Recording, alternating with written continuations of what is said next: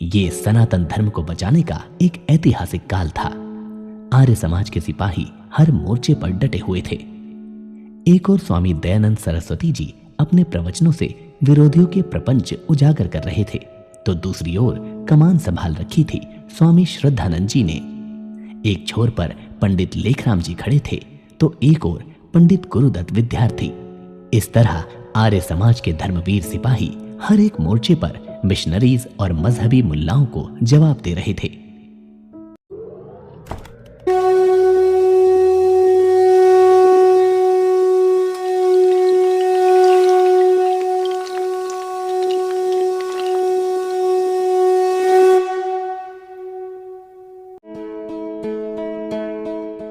तारीख 6 मार्च सन 1897। स्थान लाहौर। शाम के करीब 7:15 बजे का वक्त था। एक मजहबी मुसलमान पीठ पीछे खंजर छिपाकर आगे बढ़ रहा था। जैसे ही वो एक घर के सामने आया तो ठिठक गया और आवाज दी कि मुझे मुसलमान से हिंदू बनना है। घर के अंदर 39 वर्ष का एक युवक कागज पर कुछ लिख रहा था, तो आवाज सुनकर युवक बाहर आया। पूछा, आप कौन हैं? बस मजहबी मुसलमान ने एक साथ खंजर से कई वार किए और भाग गया। घायल युवक को तुरंत अस्पताल पहुंचाया गया, पर उनको बचाया नहीं जा सका। अगले दिन लाहौर का जनसमुदाय इस निर्भीक युवक के बलिदान पर अत्यंत क्षुब्ध था। जब अंतिम यात्रा निकली तो सड़कों पर हर जगह फूल ही फूल दिखते थे। लोगों की आंखों में आंसू तो शरीर में एक नया आवेग था। देखकर लग रहा था जैसे एक धर्मवीर युवक के बलिदान ने संपूर्ण हिंदू जाति को नया जीवन प्रदान कर दिया हो। साहस की एक अनूठी बाढ़ सी आ गई थी। तभी लाला लाजपत राय जी सामने आए और अपने आंसुओं को अपनी पलकों में दफन करते हुए अपनी श्रद्धांजलि में कहा कि पंडित लेखराम कलम की तलवार लेकर कार्यक्षेत्र में आया। विरोधियों की छावनी में भगदड़ मच गई। किसमें इतना साहस था कि सामने आए? किसमें इतनी हिम्मत थी जो उनके सवालों के जवाब दे पाए? जब कोई जवाब नहीं दिया गया तो निर्दयी व क्रूर हत्यारे ने एक धर्मवीर की हत्या का पाप अपनी गर्दन पर ले लिया। अगर आज की भाषा में कहें तो ये एक आतंकी हमला था, जो समय अभिव्यक्ति की स्वतंत्रता पर मजहब विशेष द्वारा किया गया था। इस हमले में जिनकी हत्या की गई थी, इस निर्भीक युवक का नाम था पंडित लेखराम जी, जो कुलियाते आर्य मुसाफिर के नाम से हमेशा के लिए अमर हो गए। हिंदू धर्म के प्रति अनन्य निष्ठा रखकर धर्म प्रचार में अपना जीवन समर्पण करने वाले धर्मवीर पंडित लेखराम का जन्म अप्रैल 1958 में अविभाजित भारत के एक जिला झेलम की तहसील चकवाल के एक गांव सैदपुर में हुआ था। ये उस समय की कहानी है जब देश गुलामी की जंजीरों में जकड़ा हुआ था, तो हिंदू धर्म से लोगों को मुसलमान और ईसाई बनाया जा रहा था। हिंदी और संस्कृत भाषा मानो अमावस्या के चंद्रमा की भांति अस्त थी, क्योंकि उर्दू एवं फारसी उस समय राजकाज तथा शिक्षा की भाषा के नाम पर विराजमान थी। इसी उर्दू और फारसी में पढ़कर पंडित लेखराम बड़े हुए और 17 वर्ष की अवस्था में वो पुलिस में भर्ती हो गए। पर मन कचोटने लगा। मन में अनेकों जिज्ञासाएं खड़ी हो रही थी।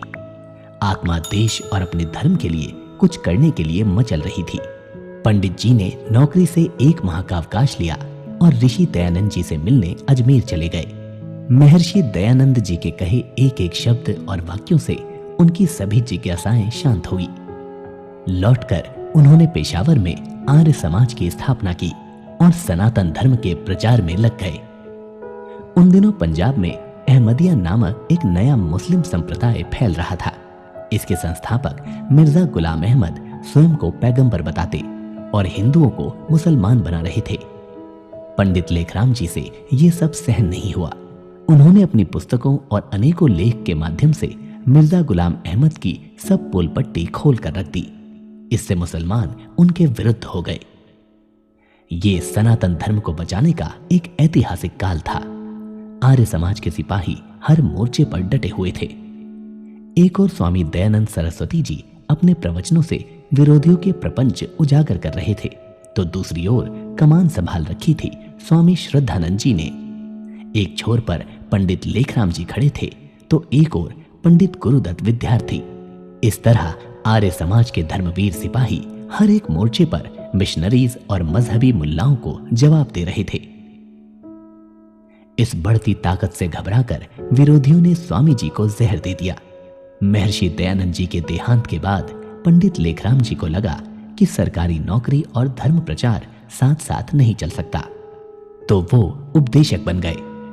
इस नाते उन्हें अनेक स्थानों पर प्रवास करने तथा पूरे पंजाब को अपने शिकंजे में जकड़ रहे इस्लाम को समझने का अवसर मिला। अब जहां लोग उनकी आवश्यकता का अनुभव करते, पंडित जी कठिनाई की चिंता किए बिना वहां पहुंच जाते थे। एक बार उन्हें पता लगा कि पंजाब के दोराहा गांव का एक व्यक्ति हिंदू धर्म छोड़ रहा है। वो तुरंत रेल में बैठकर उधर चल दिए, पर जिस गाड़ी में वो बैठे वो दोराहा स्टेशन पर नहीं रुकती थी। इसीलिए जैसे ही दोराहा स्टेशन आया, लेखराम जी गाड़ी से कूद पड़े। उन्हें बहुत चोट आई। कहा जाता है कि जज्बे को मारने का कोई हथियार आज तक नहीं बना। बस घायल पंडित जी उक्त व्यक्ति के घर पहुंचे। जब उस व्यक्ति ने लहूलुहान पंडित लेखराम जी का ये समर्पण देखा, तो उसने धर्म त्याग का विचार ही त्याग दिया। पंडित जी के व्यवहार से ऐसा लगता है कि मानो बड़े से बड़े संकट को भी वो कोई महत्व नहीं देते थे। उनके पिताजी की मृत्यु हुई तो भी वो घर में न रुक सके, बस अंत्येष्टि में गए और चल पड़े।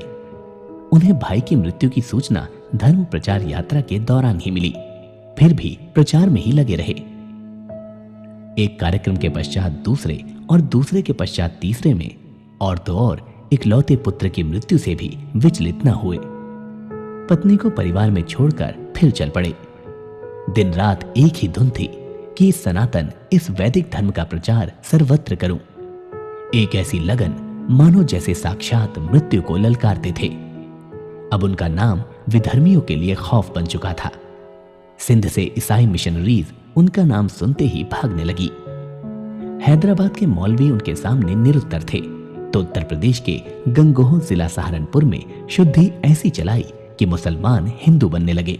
यानी मुजफ्फरनगर से लेकर पेशावर तक जहां भी किसी हिंदू पर जरा सा आघात होता, लेखराम जी न दिन देखते न रात, बस वहीं पहुंच जाते। मात्र 39 वर्ष के इस युवक के शब्दों, उनकी लेखनी से वो लोग घबरा उठे जो कहते हैं कि हमने भारत पर 800 वर्ष राज किया। जब उनसे पंडित लेखराम जी की लेखनी का कोई उत्तर नहीं दिया गया, तो 6 मार्च 1897 को आतंक का रास्ता अपनाया और सनातन धर्म के इस महावीर धर्मवीर योद्धा की धोखे से हत्या कर दी। एक ऐसे वीर योद्धा की जिसने ऋषि दयानंद की वैदिक मान्यताओं, सिद्धांतों व उद्देश्यों के प्रचार को ही अपने जीवन का उद्देश्य बनाया था और अपनी योग्यता व पुरुषार्थ से वैदिक धर्म की महत्वपूर्ण सेवा व रक्षा की। उनकी निष्ठा व बलिदान से आज भी समस्त आर्य जगत, समस्त सनातन धर्म पंडित लेखराम जी के बलिदान के लिए सदा सदा के लिए कृतज्ञ है और उनके बलिदान को शत शत नमन करता रहेगा।